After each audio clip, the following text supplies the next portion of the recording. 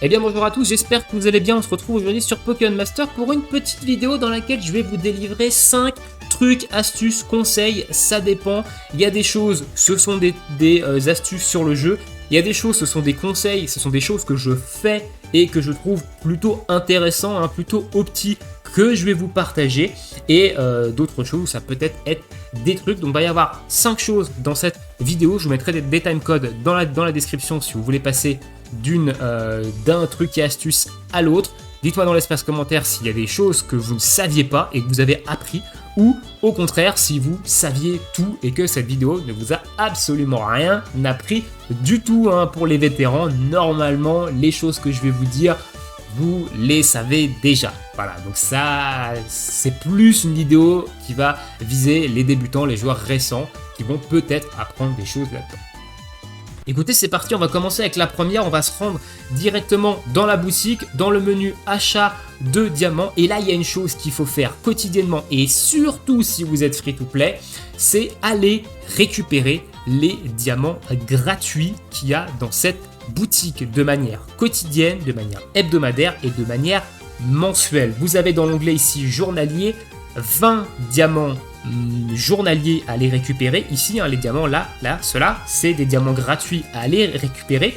Au niveau hebdomadaire, vous avez 100 diamants ici à aller récupérer tous les lundis. Ça reset le lundi à 8h actuellement. Et au niveau mensuel, vous avez 300 diamants ici à aller récupérer tous les premiers du mois à partir de 8h, donc au reset hebdomadaire. Donc, mine de rien, sur un mois de 30 jours, c'est 1400 diamants ici, qui sont totalement gratuits. Il suffit juste d'aller les récupérer dans la boutique. Donc si vous êtes free-to-play, c'est quelque chose de très important à faire, parce que 1400 diamants, c'est quasiment la moitié d'une multi, et honnêtement, c'est pas dégueulasse quand on est free-to-play. Et même pour vous les cash players, c'est toujours des diamants de prix. Alors, petit regret par rapport à ça, c'est des diamants non payants.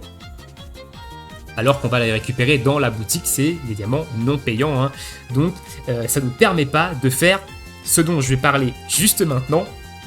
Vous m'entendez le dire assez régulièrement dans certaines de mes vidéos. On va parler de la Sainte Single. Je l'ai expliqué dans ma vidéo où j'explique ma stratégie d'utilisation de diamants. Et ici, j'en fais un petit conseil, un petit truc et astuce dans cette vidéo. La Sainte Single que je fais sur tous les portails. Alors pourquoi je vous délivre en fait ce petit conseil, ce petit truc? Pourquoi faire au moins une single sur tous les portails du jeu? Déjà, les taux de drop dans Pokémon Master, ils démarrent à 7%. On est quand même sur un taux de drop qui n'est pas non plus dégueulasse si on compare à la majorité des gachas qui sont sur le marché, où pour des unités 5 étoiles, on a des taux dans les 1, voire moins de 1% pour une majorité. Ici, on est sur du 7%. Donc ça vous fait quand même une bonne petite chance d'avoir un duo 5 étoiles, même sur une pauvre single comme ça random. Et honnêtement, moi j'ai eu de très bonnes surprises sur cette single. Depuis que je la fais, ça fait maintenant 2 ans que j'exécute cette technique, donc de faire une single sur chacun des portails. Alors je parle de la single à 300, attention, pas la single payante pour les cash payers. Je pense que les cash payers, déjà celle-ci, ils la font quotidiennement, donc ils n'ont pas besoin que je leur dise de la faire. Mais pour les free-to-play, je parle de la single ici à 300. Donc faire une petite single à 300, ça peut vous donner une bonne surprise. Par exemple, vous ne vouliez pas invoquer sur Gloria, Challenger et Pyrobut, donc claquer des multis, et au miracle, vous faites la petite single et le duo tombe. Et le duo tombe, ça vous fait toujours un duo plutôt intéressant dans la box qui pourra vous servir, et il vous aura coûté que 300 diamants. Voilà. Après, ça change évidemment sur des portails où vous voulez invoquer. Là, on va plutôt quand même faire la single, parce qu'on sait jamais, si on le drop, ça fait des diamants d'économiser, et ensuite on partira sur des multis. Mais du coup, cette sainte single, comme je l'appelle, je la fais sur tous les portails.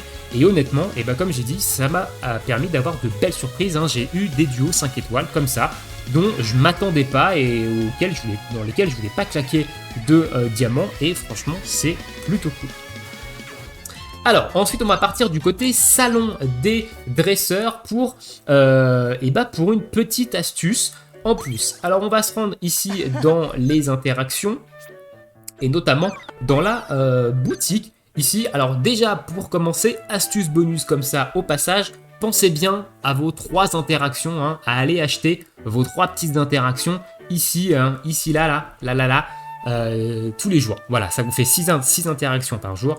Ça permet de monter plus rapidement l'amitié. Et alors ce que je fais, moi, à titre perso, c'est que tous les lundis, j'achète 42 rêves lunettes, 42 jus riche pomme, 42 continue pelle et 42 emo bag. Alors pourquoi je fais ça? Vous allez me dire, pourquoi tu en achètes 42 précisément? Eh bien, tout simplement parce que vous allez faire 6 interactions par jour. Si vous utilisez tous les items, ce que vous êtes censé faire si vous voulez optimiser votre score dans l'interaction, et ben ça va vous en coûter 6 par jour, 1 par interaction, et ben du coup le fait d'en acheter 42, ça vous permet d'avoir le stock d'items pour toutes les interactions de la semaine. Voilà, ça vous évite de devoir racheter 6 trucs tous les jours en plus des 3 interactions. Vous allez juste acheter vos 3 interactions et ensuite, hop, YOLO, vous y allez. Voilà, pour moi ça c'est un petit truc que je fais. C'est pas non plus l'astuce du siècle, mais ça peut vous permettre de moins vous faire chier à acheter des items tous les jours. Ensuite, astuce numéro 4. Et cette fois-ci, on va aller dans les aventures et je vais vous parler des tickets d'invocation 5 étoiles. Alors là, c'est plutôt à destination des free-to-play, mais pour les cash players, ça peut aussi fonctionner. C'est ces tickets-là. Ici, on est sur l'événement qui est sorti il y a un petit moment maintenant. Hein, donc l'événement avec, je sais plus comment il s'appelle, mais sauver le millénaire, hein, donc qui finit le 19, actuellement on est plutôt sur le dernier événement, et le combat du jour, hein, donc le super expert journalier, ici, on voit qu'il nous donne ça, qui donne un bon de Galar 5 étoiles. Je pense que la majorité des joueurs, une fois qu'ils ont terminé l'événement, n'y retournent pas du tout. Ils vont dépenser la vigueur sur le nouvel événement, et ainsi de suite. Et bah honnêtement, moi ce que je fais, c'est que quand le combat du jour donne ce genre de ticket, là je rappelle il en faut 30 pour faire une invocation 5 étoiles garantie sur la région dont concerne le ticket, ici c'est Galar, et bah moi je vais quand même faire le combat quotidien des événements quand il y a cette récompense. Ça permet de gratter petit à petit des petits bons 5 étoiles garanties des régions concernées, et honnêtement, même si vous avez tous les duos 5 sur 5 dans le portail de la région, et bah le portail de la région il est mis à jour une fois par an, hein, lors de l'anniversaire, donc ça peut vous permettre de gratter plus rapidement et plus facilement des nouveaux duos scouts, ou alors d'aller chercher des tickets 5 étoiles pour 6x des persos. Donc c'est pas une mauvaise chose d'aller faire le combat quotidien dans des anciens événements qui sont encore là, mais qui donnent ce genre de tickets là. Donc moi je vais... Voilà, ça peut vous donner 10, 15, 20, ça peut peut-être même vous donner un 5 étoiles garanti si jamais l'event dure plus longtemps. Donc honnêtement, ça peut être plutôt stylé. Dernière, du coup, astuce, on va parler de la vitesse des combats. Donc le petit truc que vous allez avoir en haut à droite, où vous pouvez accélérer en fait ou ralentir la vitesse des combats. Vous me voyez très souvent le faire dans le combat des maîtres, j'enlève la vitesse maximum. Donc je mets la vitesse le plus lent possible. Et du coup, pourquoi je fais ça? Parce que peut-être que certains joueurs se demandent pourquoi tu fais ça et pourquoi tu restes pas en vitesse maximum. Donc pourquoi tu passes en vitesse minimum et tu remets en vitesse maximum un peu plus tard au niveau du combat. Et là je vais vous montrer pourquoi, je vais vous expliquer un peu plus en détail pourquoi je fais ça. Dans Pokémon Master, déjà, il faut bien comprendre comment marchent les combats et comment marche votre adversaire en face, l'IA. Donc l'IA va toujours enclencher une attaque à la fois. Il va avoir un mouvement de déclencher à la fois, et vous allez pouvoir en enclencher plus d'un 3, donc 1 par duo. Donc lui, il a une capacité duo qui va se charger, qui demande moins de capacité, donc je crois que c'est 6 pour l'adversaire en face, et vous c'est 9. Et le fait de diminuer en fait la vitesse au minimum quand vous débutez le combat et de ne pas la laisser au max, hein, donc là vous voyez elle est au minimum, hein, je parle de ce petit truc qui est en haut là, et bah ça va vous permettre en fait tout simplement de enclencher vos 3 actions avant que l'adversaire, lui, ait enclenché sa première action. Pourquoi c'est intéressant?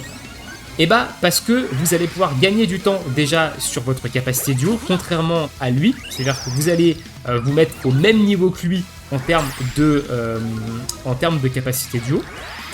Donc là par exemple vous voyez qu'il me reste plus que 3 capacités à faire avant de pouvoir capacité duo, parce qu'en plus de ça j'ai la réduc compteur hein, avec mes mobs, et lui il a fait qu'une seule action, il en a prédit une autre, mais j'en ai déjà fait 3 en fait avant, et en combat des maîtres, ça peut vous permettre de capacité duo plus rapidement, que le compteur de votre adversaire descende beaucoup plus lentement au niveau de sa capacité duo, et si vous avez une équipe qui a de la réduction de compteur en plus de ça, ça peut même vous permettre, si vous gérez bien, de lancer 2 capacités duo avant que l'adversaire lance sa première capacité duo. Et en combat des maîtres, eh ben, ça peut vous donner un avantage considérable de jouer justement avec la vitesse d'exécution des combats, parce que eh ben, ça vous permet d'enclencher plus d'actions avant que l'adversaire enclenche lui ses actions, donc de prendre l'avantage sur les capacités duo. Voilà un petit peu au niveau des 5 petites trucs et astuces, conseils que je peux vous donner sur Pokémon Master. Dites-moi dans l'espace commentaire, vous, si vous en avez peut-être d'autres. Peut-être qu'il y a des choses auxquelles j'ai pas pensé et vous en avez peut-être d'autres. Ça pourra faire peut-être l'objet d'une autre prochaine vidéo de ce style-là. Hein. Donc dites-moi également si vous avez appris des choses ou si vous avez rien appris parce que vous êtes un vétéran et que vous savez tout sur le jeu. Hein. Et sur ce, écoutez, je vous laisse ici. Je vous souhaite à tous une très bonne journée, très bonne soirée, bon jeu. Et à bientôt pour de prochaines vidéos. Ciao, ciao tout le monde.